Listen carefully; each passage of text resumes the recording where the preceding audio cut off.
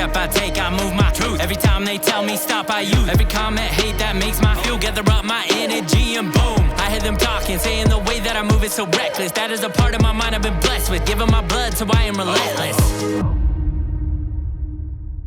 This is the Keep Hammering Collective. This is my part of it, and I'm with the one and only Kat Bradley.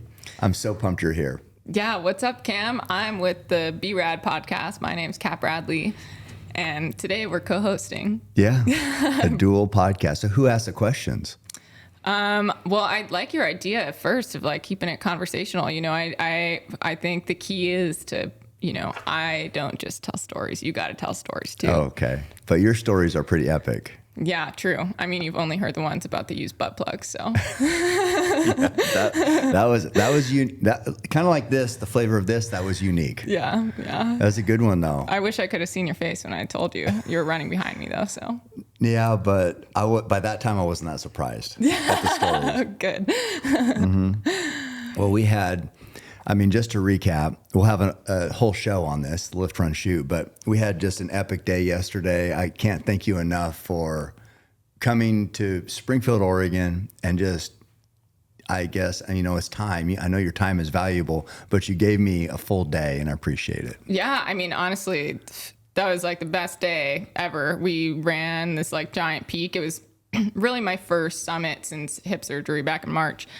And then I also, you know, got to shoot a bow, you know, like legit for the first time. So. Oh, you're so good. So freaking good. I have shot bows before, so maybe I had a head start, but never one that was, you know, fit for me or that was like not so heavy that, you know, it was not as much of a struggle or, you know, other than that, I've just shot a kid's bow, so. Well, I mean, you took to it like you've done it your whole life because your form, when people watch the Lift, Run, Shoot show and they see your form at 102 yards, they're going to think that you've done this your whole life because you looked so good. Cool. And it is really hard to shoot accurate at that distance, especially with the bow that, you know, that arrow's in the air a while. It's not like zipping down there at 300 feet a second. It's up in the air and it's coming in arcing. To be perfect at that distance and that setup is very difficult. And you were, I don't know, I shouldn't be surprised, but it was awesome. Well, I think, you know, honestly, like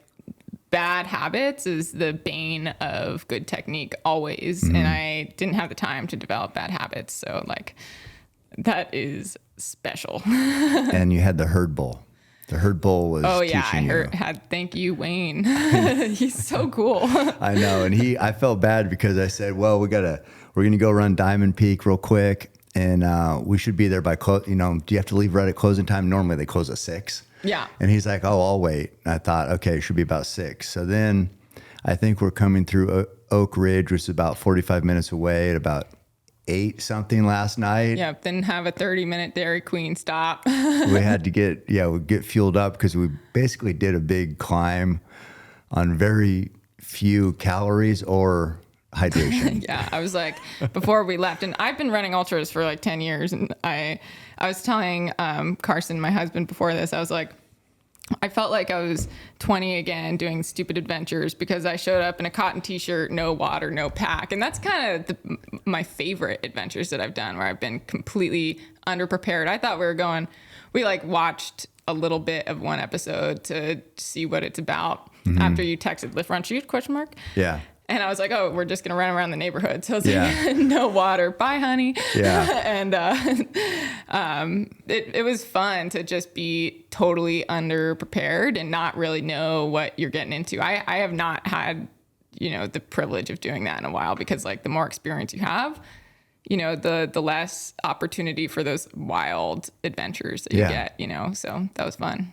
Well, you took one water bottle you had tucked in the back of your shorts and just going for it. Yeah, going for it. And we were sending that downhill pretty hard too. Off trail, it was a blast. That was I think the highlight of yesterday for me. Me too. And what about lifting? How'd the lift go?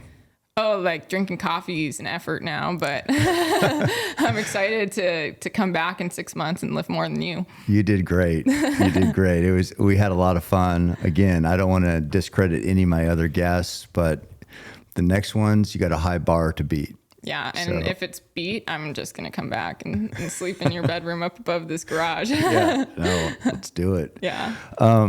Yeah, so I mean, I'll catch people up who might not know of you. You're, very well known in the ultra running community. You won Western States, which is the most famous 100-miler in existence that I know of. I mean, probably one of the longest standing. And It's the oldest, actually. The very oldest, yeah. Right. Yeah. So you won that in 2015? 17. 17. Yeah. At 25 years old, that's what it was. I knew there was a 5 in there somewhere. But you were 25? 4. 24. God, I keep screwing all this shit up. I need another coffee. Okay, so won Western States at 24 years old. How amazing is that? Yeah, I mean, it was a blessing and a curse because I was like so young and I wanted that Western States win so bad. I was teaching and I was like working. I was in the classroom at 6:45 in the morning, teaching, also getting my master's in special ed, a career that like I fell into, had fun because it was, got summers off. It was creative. And, but I couldn't see myself like a teacher for 30 years I was making like 25,000 a year, it was fucked. Yeah. And then I went to, and I knew how fit I was, and then I won Western and it, then I got hit by a UPS truck before Western in 2015 and had all these injuries that I was told like, if you don't get them fixed, they're going to catch up to you. And I'm like, yeah, whatever. And then they did right after Western. I didn't know. So you won Western after getting hit. Yeah. And I actually almost didn't even start Western States because I was, with back injuries and hip injuries, so much of it is nerve pain. Mm-hmm. And when it flares up, not only is it like super painful, it's kind of a mind fuck because like it's searing pain, but logically that you're not doing any damage. Mm-hmm. And then, but like the other thing is like your legs just don't work all of a sudden with the nerve stuff. So like until I started getting better and, seeing doctors and taking care of myself, the back of my legs were atrophied, like my quads and glutes. Yeah. Well, because of the nerve pattern, you have to like retrain those nerve patterns after having like a high impact injury like that. And I was literally T-boned by the CPS truck on my bike. And so, I almost didn't start Western that whole week. I was like, should I just go for it? I've trained for so hard for so long. And then I decided to, and I just like woke up that day and then it like the nerve pain was gone. And it was like, thank God, but otherwise like, it's slow going. And even though it was in 2015, it's been a long time ago, winning Western States and then kind of like had some good years, 2018, 2019, but every year it got worse and worse, and then after like the 2019, I've just been, trying to put together the pieces. Mm-hmm. And then it was interesting because you said yesterday was the first time you felt that good in a while. So long. I mean, honestly, like that good probably since before Western, like before things started to get really bad. Like before Western and before like things started to really go downhill, I was known to be a very good downhill runner for a woman, and yesterday was the first time that I felt those things like engage again and felt it was easy to jump over that stuff. And like, cause it's not only the being stable and the pain, it's also like your body you don't have control when it, like your nervous system is what controls your legs and activates everything. When you don't have control of that shit, you're fucked. I bet then that affects your confidence. Oh my God. Because you looked confident yesterday. Yeah. I mean, because I was running behind you. You can't hear out of the one ear, so you like to run in front, which is fine. But you looked confident, running, jumping, picking. Even though you kind of veered to the left too much, but picking our line is like you're just like in your element. It looked like. Yeah, I was and I think I got a little taste of that the other day running in Colorado just for a little bit. Carson was filming me with the camera behind me, and I was like, I think things are changing. And then yesterday, it clicked. Yesterday, I was like, I feel You're back. Yeah. And I have to know how it's going to go because I threw out a rib or something on the way to you, or like the few hours or like the day before. And so we like went to go see a chiropractor before, and I was like, hope it holds up. Yeah. So it did. It did. And everything was better. Yeah, it was freaking cool that we got to do that on this epic peak that's not trafficked often. And it's all on camera. Yeah. Oh, so fun. You guys did so. I can't wait to see the footage. I know. I mean, it's you know, and I've explained this before, but I don't do adventures for content, but I do adventures. And if we get something cool, awesome. But yesterday was the best of both worlds because we drugged two guys up there with cameras, Tanner and Tyler, and they kicked ass to get to the top of that mountain with us. We were all together. And I'm really excited to see the footage. I mean, so I'm like, kind of feel like I sold out myself a little bit because that's going to be, the content's going to be epic. It's just going to be killer. Yeah, it's going to be killer. Yeah. I mean, it's cool. It's like, I always have been super uncomfortable in front of the camera. What? Like, no way.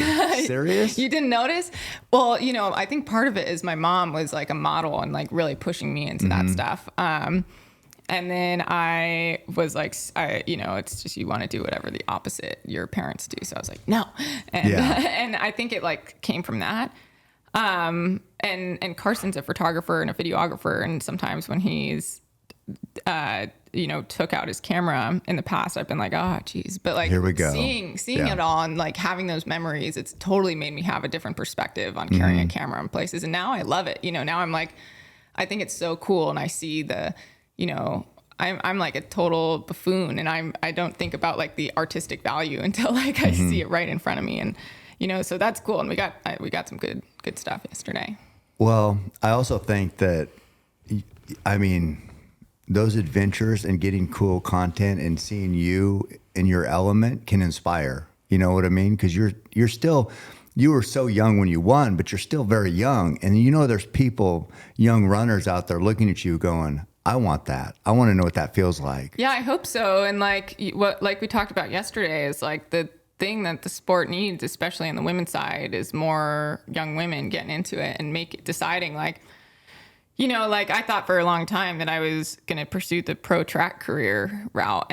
But like, you know, I didn't love that. I really love running. I really love the process of training. But like, you know, I hope that like, you know, chicks in college right now who are like going through the motions of a track career because they see that that's where they can be, you know, have a pro career. See people like Courtney especially, and hopefully me too, and everyone that's at the top right now at women's ultra running, or even just mountain running. Like you don't have to run ultras. In fact, like maybe don't if you're you don't, you know, like to build up to it. But I hope people women specifically see it and they're like, man, there's another option other than running around circles, you know, or running on pavement. Like, and it also like caters to people who are overall athletes. Like I'm not just a runner. Like I like to do a ton of stuff, and like the other stuff that I do, I think helps my running. And when I'm a mountain runner, to be a good track runner, you like become very, very good at running and very bad at everything else. Yeah, they're pretty specialized. You know, they run straight. Yeah. You know what I mean? Yeah, totally. Yeah. But you were a track coach. No, my dad. Oh, your dad was. Your dad was. But didn't you say you coached before for a little bit? I coached Courtney from the couch the other day, saying that maybe her struggling helped her. But no, I'm not a coach. Yeah. No, I did. My dad coached for many years. Okay. But yeah, I never even ran track. Oh, you didn't? No, Same I played thing. baseball. Okay, nice. So yeah, I mean, we would make fun of people who ran track because we were baseball players. Yep. So yeah, I didn't get into running until later, but I really now what I love about running is the discipline. It's weird because it's discipline and freedom. Yeah. You know, to get good at running in the mountains, you have to be disciplined. But there's nothing more freeing than running off trail down a mountain over rocks and logs and being on the top of a summit. It's like, can you be any more free? But to get there, you have to have discipline. Yeah, totally. And that's the thing. Like the freedom is, ripping down and like feeling it all click. But also the freedom is in being in a spot that you're like, I don't know if anyone's been up here in the last 10 years, you know, like obviously someone at some point, especially here, has been there. But like, you know, not the person sitting next to you at the office, you know, there's no way. And that's pretty cool. Mm-hmm. So did hunting or ultra running or did running in general come first? You can't ask me questions. I told you we're co-hosting this is here. my podcast. I'm just kidding. I'm flipping it around. Okay, go ahead. So you didn't run track. Your dad was a track coach, but you didn't get into hunting until your stepdad took you out. So like, were you a runner before then? I just ran to get in shape for football. For football. Yeah. All I cared about was scoring touchdowns, I guess. And just being, you know, that got most of the attention at school was if you played football. Yep. And so my goal, I was friends with the quarterback.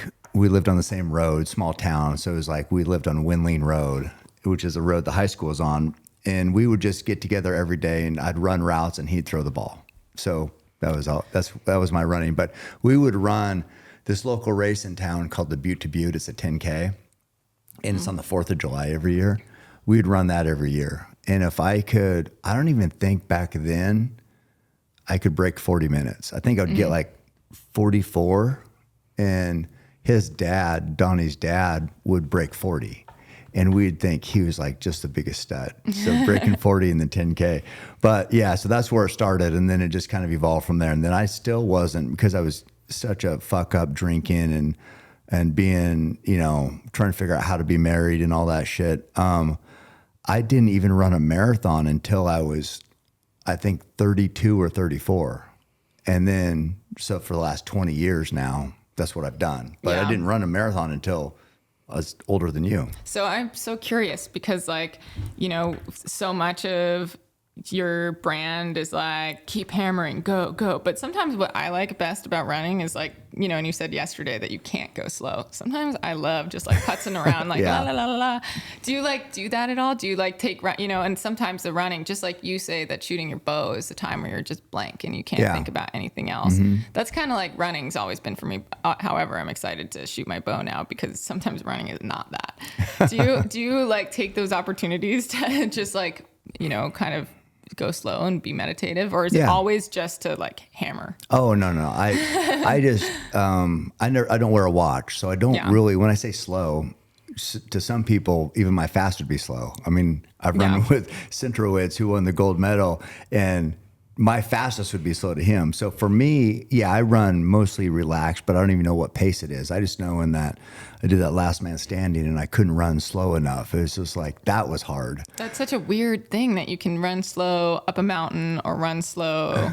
Like we weren't crushing yesterday. No. I mean, we were super conversational the whole time and it was fun, but like, it's such a weird thing that you can pace yourself in a 200-mile race, which like is objectively you're off the gun slow, you know, and then especially like you did Moab, right? That's like pretty flat for a lot of it.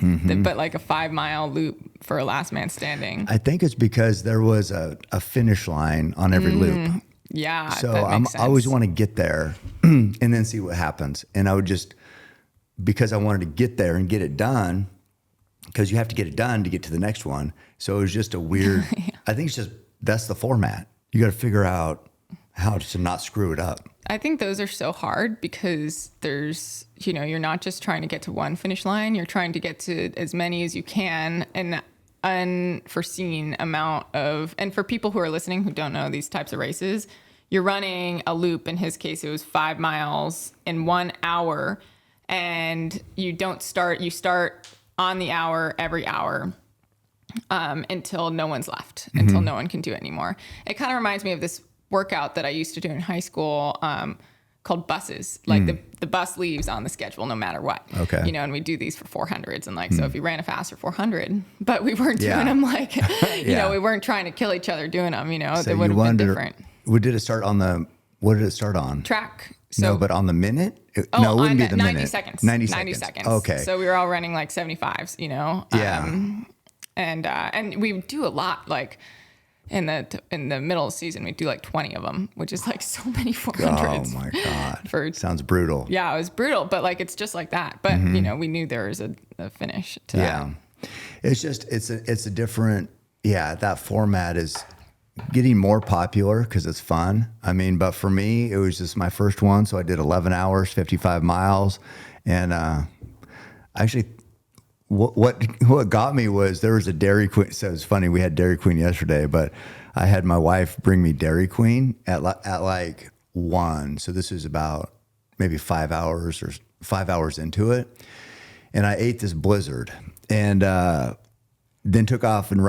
After I ate that ice cream, I couldn't eat anymore. So that's what screwed up my stomach. Yeah, you had like 10 minutes to eat a Blizzard. Right. And so once my stomach got screwed up, I couldn't take in calories. And then it's the beginning of the end. You know how ultras, you have to take calories in. Yeah. And after a long day, when you can't, there's going to be an ending expiration date on your run, basically. And that's what happened to me. Yeah. That's what I tell people that I coach for ultras. Like, you know, even if you're puking, like that's not an excuse to stop taking in calories. No. It's just, you know, you just have to troubleshoot it. Because when you stop taking in calories, that is the end. It's, you know, the puking isn't necessarily the end. And no. I've had to learn that the hard way. I puke in like pretty much every single race that I do, and not just where once. at? Like what part of the race usually? It seems to be getting later and later. But I like hit Western, I was puking like at mile 50 or something, you know? And the year you won? Yeah, I've only done Western once. And at UTMB, same thing. I was puking super early. And I like on paper had a good day there, except I didn't follow my rule. And like, I didn't take calories in afterwards. I was like, I can't take any more. And what I should have done is just like figured out what works instead, you know, cause that's what's so cool about ultras is like, it's, you know, it's just a constant problem to solve. Like, and that's the same as like, you know, the shooting your bow, you literally, if you're thinking about other shit when you're running ultras especially when you're trying to win them, you're not going to do well. Like as soon as I leave one aid station, I'm thinking about the next one, like what I'm going to need there. What I know is you have to always be either drinking, eating, or thinking about salt. It seems like it's like, so if you get distracted and you think I'm just in a groove, you're going to fuck up because you have to always be thinking about those 3 things. And that's the other thing. You don't always know exactly what you need. So you have to experiment. Like with salt, for example, that's a great thing. Like you could be, if your hands are swollen, it could mean you need either more water or more salt, you know? So you have to be like, okay, I'm going to like chug this bottle of water. I'm either going to puke or get way more swollen, or it's going to work and my hands will de-swell. So like you have to figure out which one you need, because your body will tell you, but you sometimes have to experiment and like feel worse before you course correct and feel better. Is that, to me, that's my first indicators. My hand and fingers start to get tight because they swell. Dude, my hands get so fat. It's crazy. And that's when I know I'm usually dehydrated. Yeah, for me, it really could mean like, not necessarily dehydrated, but more salt, or it could mean that I'm taking too much salt and not enough water. I did that. I did a race last year called Crazy Mountain. It was the first year they did the 100. And I had my salt so screwed up. I had Mike McKnight there and Ben Light. They were both there, and my brother. So I had like the all-star crew team, right? I should be fucking killing it. But I was taking 50 milligrams of salt, and I thought I was used to taking their different pill, and I was taking like these chewable things that only had 50. I was used to taking 400. So I was taking so little salt, and then I fell behind and then tried to catch up. And my body, I mean, my arms were swollen. Oh, yeah. My legs were, it was like, and then I had to piss like every 5 minutes, a lot of piss. Yeah. Well, and that's the thing. If you don't have salt, your body like can't process the water, so you're pissing clear, you know, and you're like, and that's the mistake that new ultra runners make is they're like, oh, I'm hydrated, I'm pissing clear, I'm I'm like doing everything right, but that's like not the case. Then I knew something was up because I was just peeing too much. Yeah. And I'm like, something's fucked up. Yeah. It was leaky.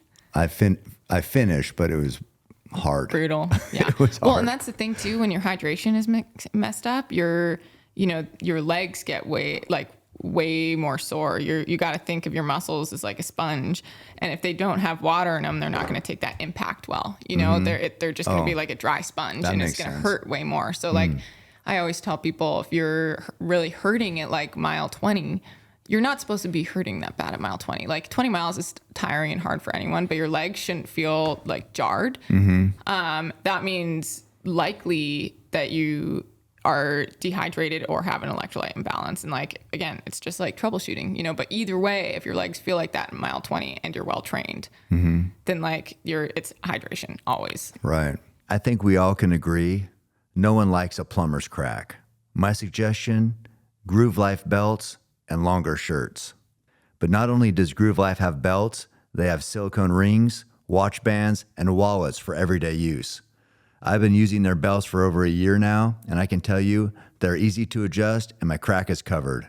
Go to groovelife.com/CAM and use code CAM for 20% off your order. Hey guys, you want to be as smart as famed neuroscientist Andrew Huberman, PhD at Stanford? Well, sadly, that's probably not going to happen. But I did find something that can help, and that's HVMN Ketone IQ. I actually downed one right before reading this, so if I sound decent, it's probably why. Because I'm not sure if you guys realize how much brain power podcasting takes, but whatever I can take that will at least make me sound smarter, I'm in. Ketone IQ is a clean energy boost without sugar or caffeine. Ketone IQ increases your blood ketones. I'm not on a keto diet, but by taking Ketone IQ, I can achieve the desired focus and energy for explosive workouts that ketones typically provide to those in ketosis. You can find Ketone IQ at your local Sprouts or online at hvmn.com. Use code CAM, C-A-M, for 20% off your first order. So I'm curious, with you winning at 24 and having to overcome all the things you did after getting hit, being a teacher, starting early, fitting training around all this, and now you focus on this full time, it's like, how good does that feel? Or where do you think like your ceiling is? Yeah, what's funny is like I'm not really quite full time right now because I coach. I coach 35 athletes right now. I fucking love coaching. I also do a lot of brand work. I work for Method 7, a sunglass company. I have like a pro contract where I get paid, but I want to get to the point where I can like just coach like 10 athletes maybe. And just because I love it, that gives me, you got to think about the balance of like what gives you energy and what drains it. Like that's something that gives me energy. I think, if I was truly running full time, and could like spend the extra 10 minutes, rolling out my calf when instead of just like at night before bed, that's the big difference. And I'm trying to get there. And like a big part of what we're talking about is like, you need, and I have really amazing sponsors right now that I love. But I've been injured for a long time. And so I know I've been performing at like half mast, like literally or showing up, like literally half of my body is not working. And now it finally is. And I think the next key is like taking some of the things off my plate. And, that's either going to take someone really believing in me, and not saying my sponsors don't believe in me. They totally do. Here again, like I've been injured for 4 years, like just putting together the pieces. But, giving me the resources so I can take on less work, or it's going to mean like, Carson and I really, really tighten our belt for like, a year. And me not work so much so I can just solely, and we're kind of getting to that point where I'm like, I'm working with all these amazing people, like this strength coach that I was talking about. He's giving me a discount, but it still costs money, and he's awesome. And all the body work and shit, like especially with the traumatic injuries, like I need that stuff to be able to do it. And then I also need to recover, when I'm like working full time, trying to spend time with family. And like, that's something that I'm not willing to sacrifice, is like quality time with my husband. But like, I'm willing to sacrifice some other stuff. And like the recovery piece is everything. And I have a good friend that ran with Emma Coburn in college, your friend. And she's like, Emma is like obviously so talented, but I think what what really sets her apart is she knows how to recover. Right. You know, that 1%, there's so many talented people out there. And that 1% is like the people who are able to be like, I'm going to freaking sit on this couch for a couple hours after my workout. And that's something that's really hard for me to do too. But I think that's going to be the difference. And you just see people now in ultra running. It's been there on the med side for a while, but in the women's side, it's finally getting there where women can do this full time. Yeah. And I honestly do think that's what it's going to take for me. And I never want to talk about the ceiling for me or for anyone, because I believe in, and Courtney's proved this, like the limit does not exist. And like, you know, I also want to like go through all of it for the right reasons and like love every part of it, even the suffering, because that's, you know, I'm sick, you know, and I want to really, I don't want to like think about the races I'm going to win, but I want to get the best out of myself. Yeah. And I, you know, like, I know I'm like not even close to where I am the best, you know, here I am, I'm working like on the computer at least 40 hours a week. Still like happy, loving it. I'm, you know, 17 weeks out of this hip thing. And I'm running really well already while working and traveling a lot. And I'm still like feeling so good. So like every single day, I just want to focus on getting the most out of myself. And sometimes that's going to mean like training really hard and resting really hard. But like, that's what I want to see. I think, you mentioned Emma. She would, when I was working full time, I would, you know, get a few hours of sleep a night, train a lot of miles the next day, and sort of say like, joking a little bit, but you know, I'd say rest days are for pussies. It's like I said it on Rogan. Totally. Just kind of fucking around.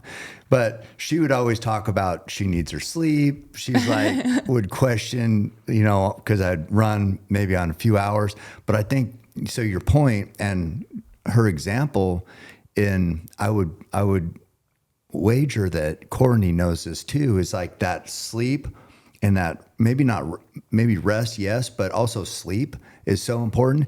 And to me, when I think of you and your life you describe, it's like, even if you're not actually on the computer, you're thinking about shit. You know what I mean? God. And so can you really rest and get the sleep and rest you need when you're distracted by all these 100 different things you got to keep track of? No. And maybe because I always have so much going on in my head, like I don't sleep deeply, you know, and I think that is a huge part of it. And so, you know, and like it's taking those steps and making those sacrifices. And like one thing that we just did, I've always bought shitty mattresses, and Carson and I just balled out on a mattress. Like we made the commitment. And, you know, and that's really cool about having a partner that's like, you know, I'm here supportive for your dreams and I'm here for his. And like, but we're like, you know, sleep is everything in this. Sleep isn't something that I haven't conquered. You know, you see it as something you can conquer. I'm a shitty sleeper. I'm like, you know, okay, I'm going to read my book for like 4 hours before bed to shut my brain off, you know? And, you know, so it is making those sacrifices. And it is like, you know, when you're working a lot, your nervous system is always like taxed. On, you know, it's always taxed. And it is like those little things. And I read this book once, I forget, about running. And I hardly ever read running books. I think it was called Bravey by Alexi Pappas. And she talks about willpower being a finite source. You know, you only have so much willpower, and you can like build your stores of willpower. It can be trained like anything else. You can increase it by doing hard things. But at the end of the day, when you line up for a race, you only have a finite source of willpower, and you got to make sure those batteries are charged before. And like, you know, in the last couple of years, especially like with this injury, I haven't been getting the contracts and like totally on me, not the brands. Like, I will not be getting the contracts that will, you know, allow me to not work. And so I'm like, you know, the last race that I did, or like 2 races ago, but the last one too, I was like, the race had a 6 p.m. start. I'm working till 4 when we leave, you know? And so I get to the start line, and it's not just working, it's like scrambling to get everything done because of like travel. And then my willpower is like, okay, even if it's like I'm on the couch all day, it's still like maybe a quarter drained. Then I can't tap into that 100%. And like, I'm really tough. I know that, but I definitely also know how taxing that is on me, because I've like come to a start line with a rested body, but it tapped out like, willpower battery, and like just not had, even though I've like tried to push, I haven't had that extra oomph, to get me there. Yeah. I mean, it makes perfect sense. It's just like you can only dedicate yourself 100% to so many things.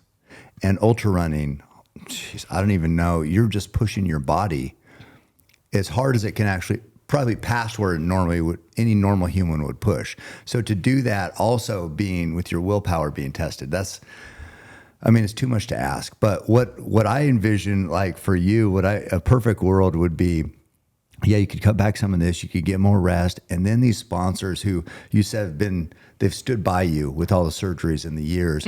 I want those sponsors to be like, what do we got to do to keep this girl? You know what I mean? She is kicking so much ass. And it's just like, I feel like all this, you overcame so much and still won Western. What if you had everything focused and you were healthy and you were resting and you were like just more in tune with these goals? And then these sponsors, you'd get those contracts, because they'd be like, holy shit, and you're only 30.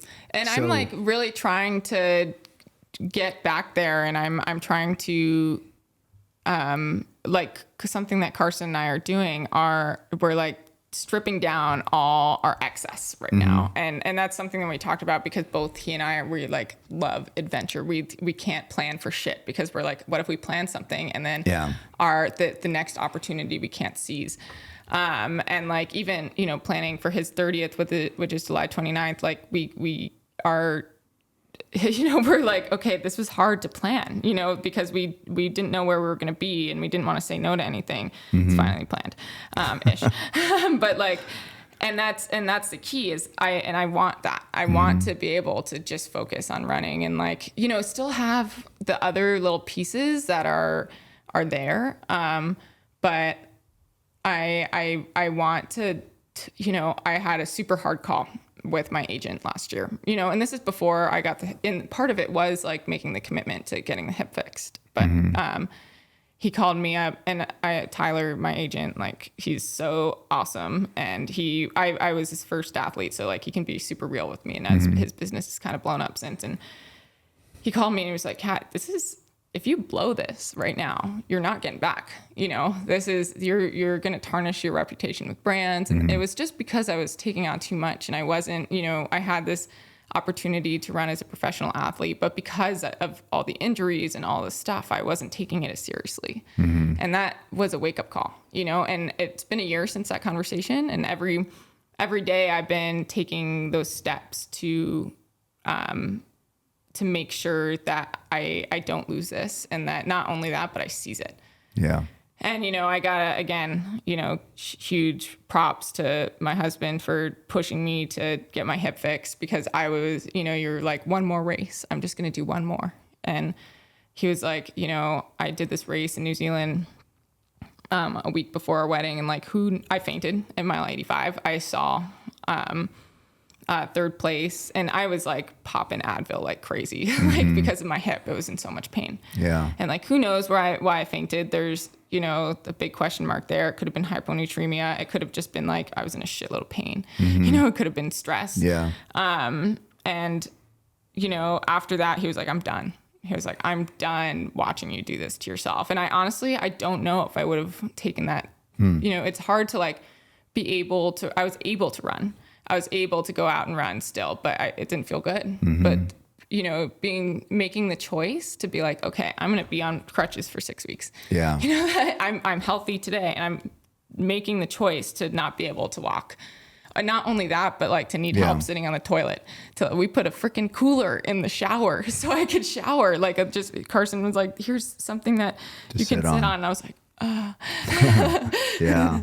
Okay. Yeah. And I wouldn't have done that, but I'm so grateful I did because of the day like yesterday. And also it makes you appreciate, that I am able to do that at, at any point, and that I am healthy and able-bodied. And there's like so many people who aren't, who look at me complaining about just this little hip thing that I could like live with fine without surgery. But, he's, so that like, and that's just like shows sometimes like we are our own worst enemy. Like that was totally idiotic. I was told I needed this 2 years ago by like several people. One doctor was like, you maybe could get away with PT maybe. And I was like, PT. Focus on that. Yeah. It's just what you wanted to hear. Yeah. Yeah, totally. Yeah. I think that, I do think that it is a balancing act with just knowing you how I do now.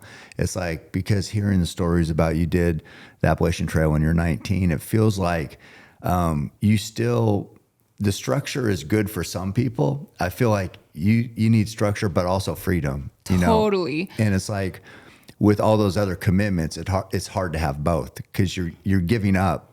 You're either giving up freedom or you're giving up structure, or you're giving up rest. So it was like with your personality, you have to, here's my structure I'm following, but I need to be able to chase the wind some days. Yeah. And you know what is going right now is rest. Like I average maybe 5 hours of sleep, maybe run like training. Yeah. They'll say you need 9 for given the miles or what you're asking of your body. It's like 8 or 9. 9 plus naps, Yeah. And that's what's going is the rest, because like everything else, I'm such like a opportunist. I don't want to give that up. Like that's something that I love about myself. And I think you can probably relate. I just got to seize everything. We got to do all the adventures. We got to missing out. That's why I hate sleeping because of that. I mean, actually when I'm sleeping, I'm like, I could be doing something. I know. It's nobody talks about cool shit that happen when they're asleep. Yeah. But when you're doing stuff, that's where I struggle. I feel like I'm wasting time. But so it's like changing that mindset. It's like, no, this is helping me do everything else I want to do. Yeah. But it's hard. It's hard. And then, it does catch up to you. Like I'll be fine for like 2 weeks on not a lot of sleep and then have a full blown mental breakdown, which is like not me. I'm pretty even keeled. And all of a sudden I'll like, be like, I need to quit, and then, Carson will be like, you just need a nap. Like, that's please. all. Like, please. Yeah. Being crazy. Yeah. And then I'll wake up and I'll be totally fine, but it's hard. And it's really hard it takes time to consciously make those life changes and steps. Again, a big part of it is like, again, we just moved back to Hawaii and we're going to be traveling in the mainland and stuff, but had a place in Colorado and a place in Hawaii where we grew up, and like going back and forth and renting back and forth and then having to also travel for work all the time or running is like, so managing tenants, that's like, oh man, that is crazy. Yeah. There's like one time my last tenant, there was like a bunch of Coke on the table when we moved out, and I'm like, and you still couldn't pay rent on time? Yeah, like, that's usually how it works. I know. I was like, what? Probably a long history of not making good decisions for that person. Yep. And then when I'd ask for rent and called me snappy, and then talk to Carson and be like, why can't you be more like that nice guy? I'm like, I understand. Yeah. So that's draining your willpower for other stuff, right? Oh my God, so much. And it showed like that was a year ago. And like now we're making these decisions to like strip down and already just like knowing that I have a spot to return to no matter what. That's like, that was so much stress. And I was a nomad for a long time, like lived in my car for a long time. Yeah. I had a place, but I'd like Airbnb my spot when I was like in Europe racing and, and I like could never stay still. I didn't live in a consistent like spot growing up either. I was always moving around.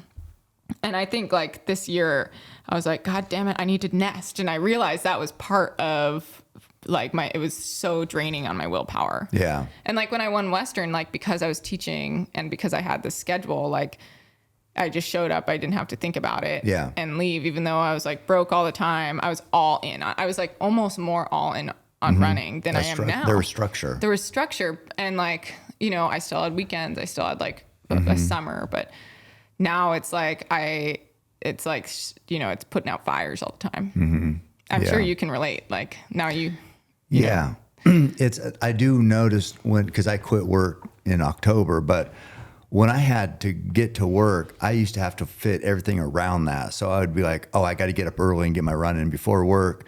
And then now that I don't have like a work day, sometimes I don't run until 5 at night. It's like, what the hell did I do all day? I know. I got more done when I had a job. Totally. But yeah, so it's hard. That structure is a blessing and a curse.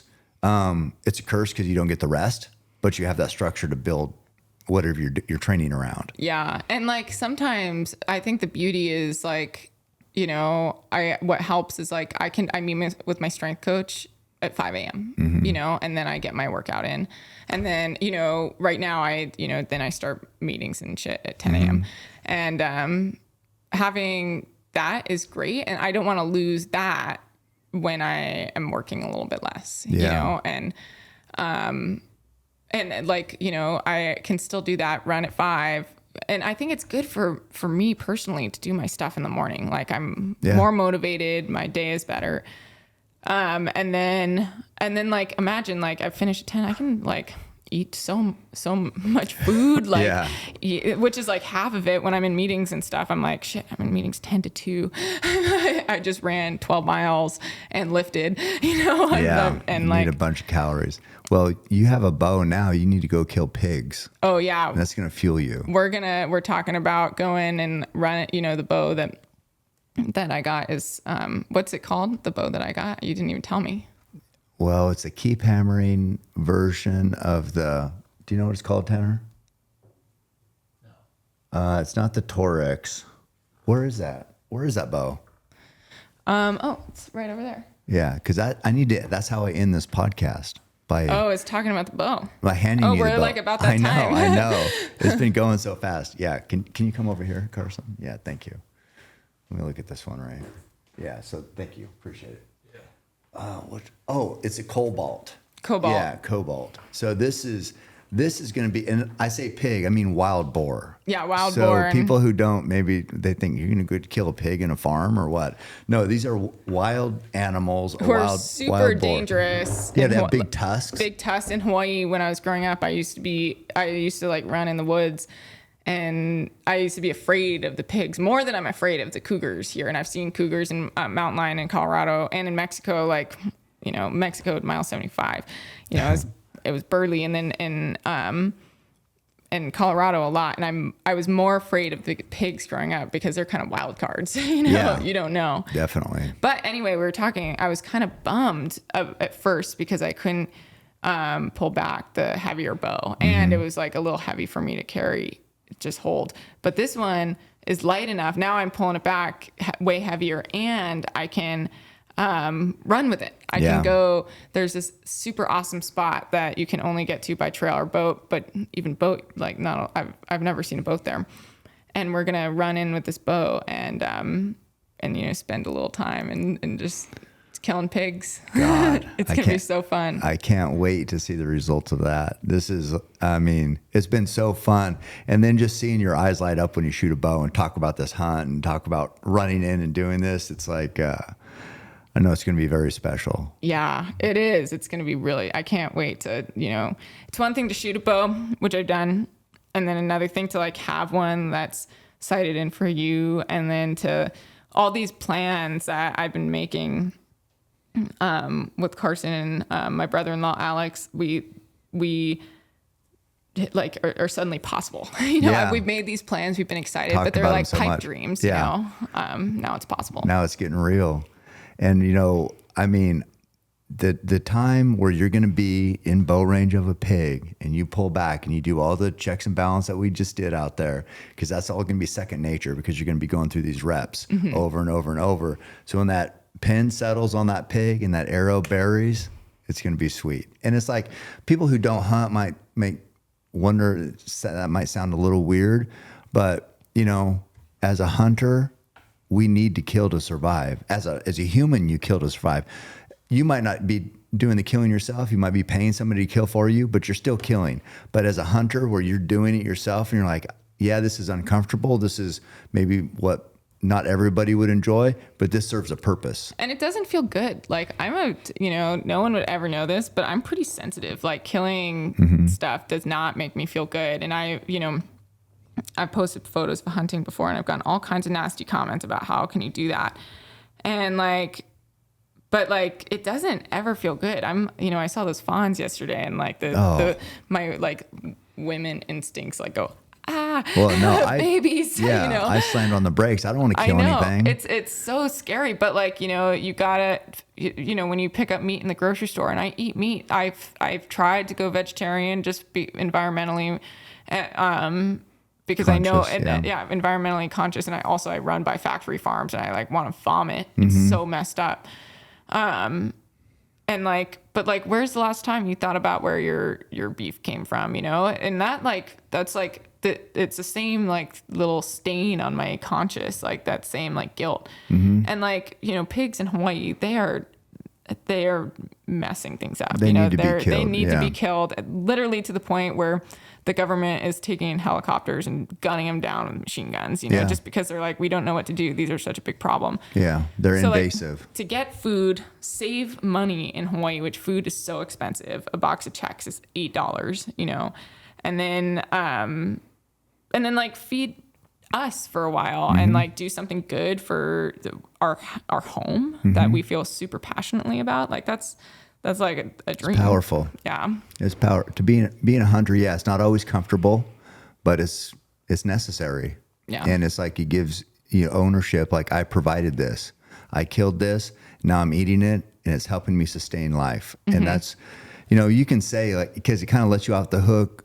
Some people, if they don't think about it, they're buying a steak at the store. They don't want to connect the dots because it doesn't feel good. But even though it doesn't feel good to hunt and to kill an animal, to actually kill, it feels good to say, yeah, I did this, and this is what it takes to live. And it's like, it's empowering. It's not always comfortable, but it's very empowering. And I'm pumped that you're going to be doing it. Thank you so much. Yeah, I know. Well, thank you, Kat, again. I mean, I've had the best time.